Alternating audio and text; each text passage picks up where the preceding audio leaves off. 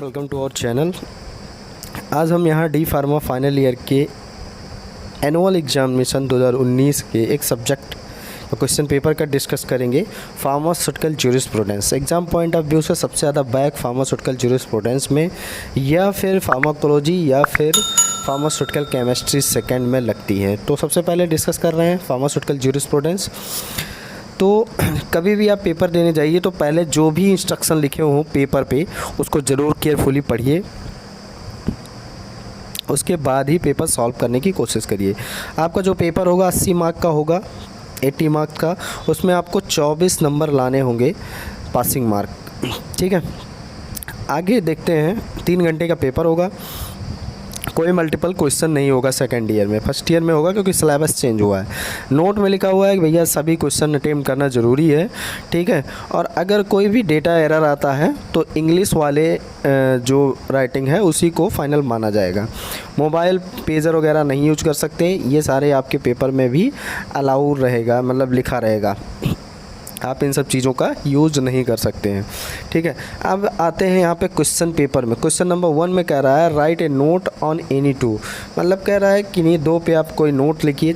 8 number का एक question है, 2 क्वेश्चन है आपसे इसमें करने होंगे, 3 दिया हुआ है, 16 नंबर आपको मिल जाएगा। ठीक है, पहला पूछ रहा है रिस्ट्रिक्टेड लाइसेंस। अब भैया जिन्होंने क्लासरूम में मुझसे पढ़ाई की है उनको पता होगा रिस्ट्रिक्टेड लाइसेंस क्या होता है। और ये पेपर मेरा अपलोड करने का केवल उद्देश्य ये है कि आप इस पेपर को देखने के बाद ये अंदाज़ा लगा लो किस टाइप का पेपर आता है, कौन सा चैप्टर ज़्यादा इम्पॉर्टेंट है एग्ज़ाम पॉइंट ऑफ व्यू से। बस मेरा उद्देश्य केवल यही है। ठीक है, क्योंकि पिछली बार आप लोग ऑनलाइन पेपर दिए हो तो पता नहीं है कि किस तरीके का पेपर आता है, कैसे क्या होता है। ठीक है, तो रिस्ट्रिक्टेड लाइसेंस वो लाइसेंस होता है, थोड़ा सा बता देते हैं हम कि वो रिटेल सेल के लिए, रिटेल सेल ऑफ ड्रग के लिए इशू किया जाता है। उसमें कोई सुपरविज़न क्वालिफाइड पर्सन की रिक्वायरमेंट नहीं होती है। मोस्टली ये ट्रैवलिंग एजेंट को या किसी वेंडर ऑफ ड्रग को इशू किया जाता है। ठीक है, उसी को बोलते हैं रिस्ट्रिक्टेड लाइसेंस। ओटीसी ड्रग के बारे में यहाँ पे स्पेलिंग देखो एरर है। अब इनकी इंग्लिश की स्पेलिंग ही गलत हो गई तो क्या कर सकते हैं, ये इसका मतलब होता है ओटीसी मेडिसिन या ओटीसी ड्रग, यहाँ पे लिखना चाहिए था, इन्होंने गलत लिख दिया है स्पेलिंग। ये वाले क्वेश्चन में ओटीसी ड्रग, तो ओटीसी ड्रग का मतलब होता है ओवर द काउंटर, ओटीसी का फुल फॉर्म होता है ओवर द काउंटर। ठीक है, ऐसी ड्रग जो किसी डॉक्टर के प्रिस्क्रिप्शन की रिक्वायरमेंट नहीं है उसको ख़रीदने के लिए आप किसी भी प्रोफेशनल हेल्थ वर्कर या हेल्थ केयर से जाके ख़रीद सकते हैं। जो प्रोफेशनल कोर्स किया है, जिन्होंने डी फार्म या बी फार्म किए हैं, मेडिकल स्टोर चला रहे हैं, वहाँ से जाके आप बाई कर सकते हैं।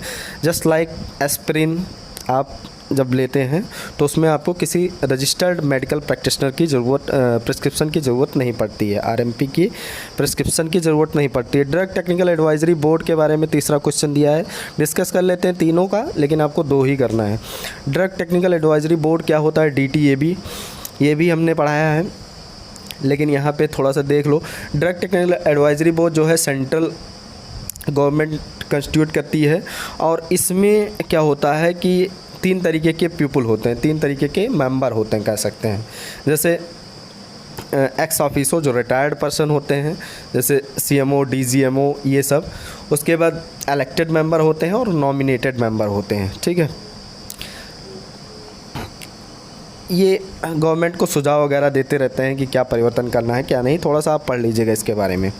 तो ये 3 क्वेश्चन में से 2 करना है, एक क्वेश्चन 4 नंबर कैरी करता है, शायद आपको कुछ अंदाज़ा लग गया होगा। आगे देखते हैं। Write down the content of the following schedules, मतलब कुछ शेड्यूल्स दिए गए हैं, उनमें से केवल 4 करना है। शेड्यूल का एक सेपरेट वीडियो अपलोड किया गया है चैनल पे विथ ट्रिक, आप उसको जाकर देख लीजिएगा एक बार, सारे शेड्यूल याद हो जाएंगे। एग्ज़ाम पॉइंट ऑफ व्यू से शेड्यूल काफ़ी इम्पॉर्टेंट है, ये मैं फिर से बोल रहा हूँ। यहाँ पे आप देख सकते हैं शेड्यूल एफ आपसे पूछा गया है पहला, ठीक है, शेड्यूल पी और शेड्यूल जे और शेड्यूल सी और शेड्यूल एच, तो 5 पूछा गया, केवल 4 करना है। एक एक करके डिस्कस कर लेते हैं। शेड्यूल एफ, शेड्यूल एफ में वो सब्सटेंस आते हैं जैसे ब्लड बैंक, शेड्यूल एफ में, और ब्लड से रिलेटेड कंपोनेंट किस में आते हैं, शेड्यूल एफ में आते हैं। ठीक है। शेड्यूल पी का मतलब हुआ लाइफ पीरियड ऑफ ड्रग, मतलब कोई भी ड्रग कब मैन्युफैक्चर हुई और कब एक्सपायरी डेट है उसकी, शेड्यूल पी में आता है। शेड्यूल जे में, जे से मैंने अपनी ट्रिक बताई थी कि वो ड्रग जो हम क्लेम नहीं कर सकते हैं कि भैया ये बीमारी ठीक ही करेगी, उसको हम शेड्यूल जे में रखते हैं। जैसे कोई पेशेंट को डायबिटीज़ है, कोई पेशेंट को बाल्डनेस है, तो ऐसे पेशेंट को जो ड्रग चल रही है वो उस ड्रग को हम क्लेम नहीं कर सकते हैं कि ये जो ड्रग है वो बीमारी को ठीक करेगी। मैंने एक ट्रिक बताई थी कि रवि किशन जी का एक फेमस डायलॉग है, ज़िंदगी झंड है फिर भी घमंड है। ठीक है।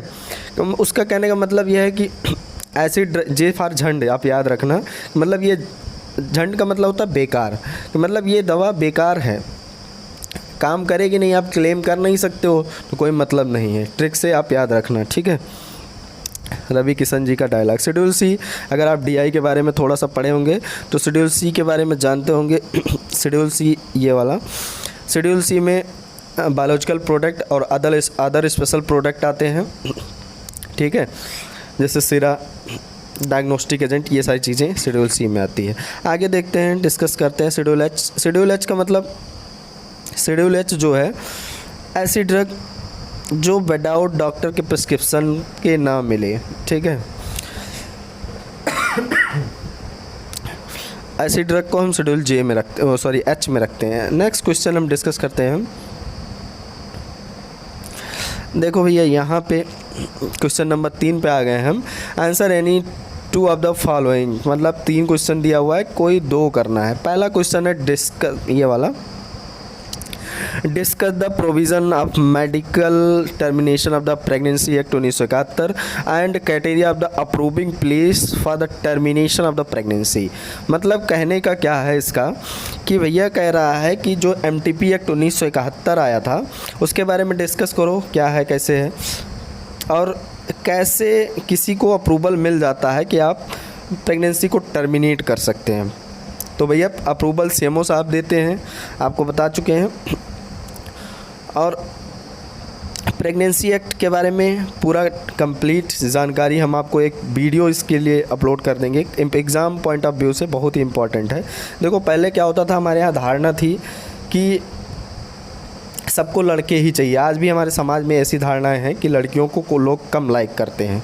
जहाँ पे जब डिलीवरी की बात आती है, लेडी प्रेग्नेंट होती है, तो घर में खुशी का माहौल होता है कि लड़का होगा लड़का होगा, जबकि ऐसा नहीं होना चाहिए। आज के समाज में हमारे बेटियाँ बेटों से पीछे नहीं हैं किसी भी मामले में, लड़का लड़की एक समान। सरकार का ये नारा भी है, गवर्नमेंट का, और हम लोगों को भी ये विचारधारा रखनी चाहिए। तो वही पॉलिसी को अपनाते हुए ये लोग ऐसा करते थे, एबॉर्शन करवाते थे। सोनोग्राफी एक टेक्निक होती है, उससे गर्भ में पल रहे बच्चे की जानकारी हम कर सकते हैं। कुछ डॉक्टर भी हमारे यहाँ इस प्रोफेशन को गंदा करते थे कि वो पहले ही चेक करके बता देते थे कि गर्भ में पल रहा बच्चा जो है वो लड़का है लड़की है, और उसको अबॉर्ट कर देते थे। तो सरकार ने जब देखा कि लड़कियों की संख्या कम हो रही है तो इस पर ये एक्ट लाया गया कि अनवांटेड जो प्रेगनेंसी है केवल वही, या फिर जो मतलब क्रिटिकल कंडीशन में जो प्रेगनेंसीज़ हैं उसी को अबॉर्ट किया जाए। ऐसे ही बिना फालतू की, बिना वजह की, बिना रीज़न की प्रेगनेंसीज़ को टर्मिनेट ना किया जाए। यही सब चीज़ें हैं। ठीक है। और क्राइटेरिया सीएमओ साहब आते हैं पहले, प्राइवेट में भी अगर आप देखते हैं, गवर्नमेंट में भी, दोनों कंडीशन में आपको एक लाइन में समझा देता हूँ। चीफ मेडिकल ऑफिसर जो डिस्ट्रिक्ट का होता है, जैसे आपने फॉर्म बना लिया, पूरा हॉस्पिटल बना लिया कि मुझे प्रेगनेंसी टर्मिनेट करना है, यहाँ पे सीएमओ साहब आएंगे, देखेंगे, रिपोर्ट भेजेंगे गवर्नमेंट के पास। गवर्नमेंट अगर सीएमओ की रिपोर्ट से सेटिस्फाइड है कि कहती है कि हाँ भैया ठीक है, तब आपको अप्रूवल मिल जाता है। लेकिन वो अप्रूवल बीच बीच में सीएमओ साहब फिर आएंगे, और अगर सीएमओ आएंगे का मतलब कुल मिला के उनको पैसा चाहिए, क्योंकि हर डिपार्टमेंट में इतना भ्रष्टाचार है, सरकार कुछ कर ही नहीं पा रही है। तो ऐसे ही आप एक बार पढ़ लीजिएगा, आपको अप्रूवल मिल जाएगा। ठीक है। और अप्रूवल लेने के लिए उसमें और भी प्रोविज़न है, मतलब क्या क्या आपके पास होना चाहिए, कौन कौन से इंस्ट्रूमेंट होने चाहिए, ये सब चीज़ें। अब नेक्स्ट क्वेश्चन जो आता है अपना, discuss the constitution of the pharmacy council of India. इसके बारे में आप डिटेल में पढ़ लीजिएगा। नेक्स्ट क्वेश्चन है content of drug price control order DPCO। ठीक है, इसके बारे में भी आप पढ़ लीजिएगा। ड्रग प्राइस कंट्रोल ऑर्डर के बारे में ऑलरेडी शायद वीडियो पड़ा हुआ है, एक बार आप देख लीजिएगा। अगर नहीं पड़ा होगा तो कमेंट सेक्शन में आप बता दीजिएगा, क्योंकि फिर वीडियो लंबा हो जाएगा। नेक्स्ट क्वेश्चन देखो, कुछ टर्म दिए हैं उनको डिफाइन करना है। 5 शायद दिए हैं, केवल 4 ही करना है। Define the following term under the relevant act. Registered pharmacist का होते हैं भैया वो फार्मासिस्ट जो D फार्म या B फार्म करके अपने स्टेट में रजिस्टर्ड हुए हैं, फॉर्म G भर के। ठीक है, अब तो बहरहाल सब कुछ ऑनलाइन हो गया है, उन्हीं को रजिस्टर्ड फार्मासिस्ट कहते हैं, और बाकी आप बुक से देख लीजिएगा क्या है। नेक्स्ट क्वेश्चन है RMP, registered medical practitioner. Registered medical practitioner क्या होते हैं? जैसे डॉक्टर, जैसे MBBS, BDS, BUMS, BAMS, ये सब क्या हैं? और MCI medical council of India में रजिस्ट्रेशन इनका होना चाहिए, ऐसे फर्जी डॉक्टर वाले नहीं, झोला छाप वाले। ठीक है, उन्हीं को हम बोलते हैं registered medical practitioner.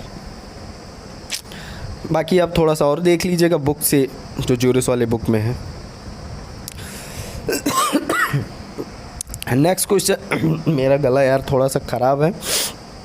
Next question, narcotics drug. Narcotics drug के बारे में देख लो।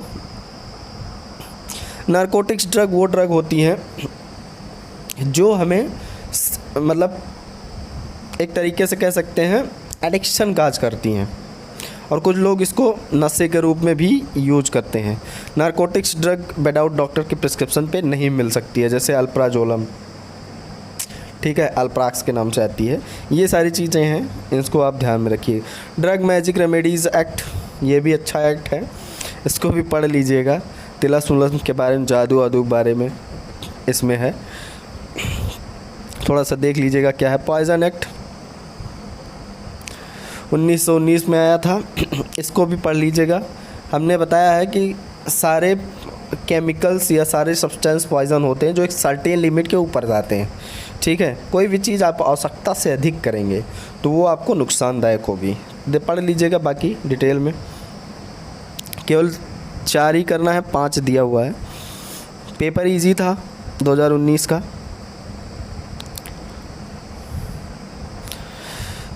Next question, discuss offence and penalties under the following act any two. मतलब 5वां क्वेश्चन है कि भैया 3 दिए गए हैं, आपको इनमें से 2 करने हैं। सबसे पहला है narcotics and psychotropic substances act 1985। ठीक है, इसके बारे में आपको बताना है।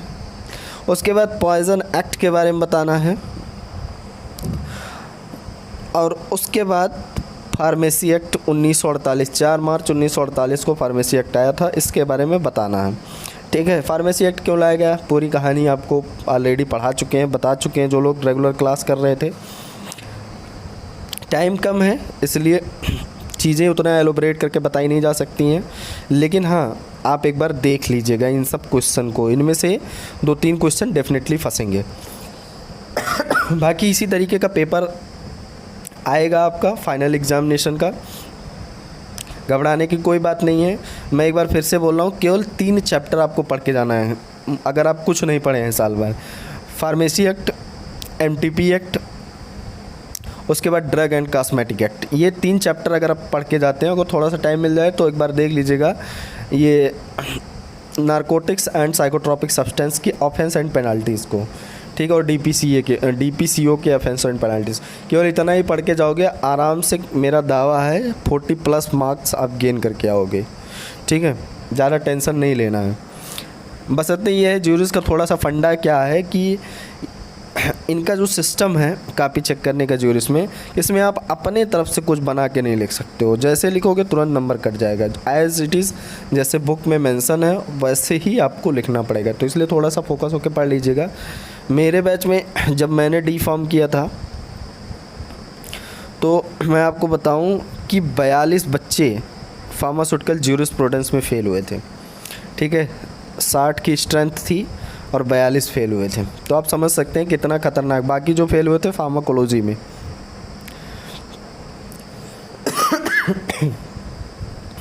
तो ज्यूरिस को आप हल्के में मत लीजिएगा, इसीलिए सबसे पहले हमने ज्यूरिस के पेपर को ही अपलोड किया है। तो thank you for watching my videos, और प्लीज़ चैनल को सब्सक्राइब करें, वीडियो को लाइक करें और दोस्तों के साथ शेयर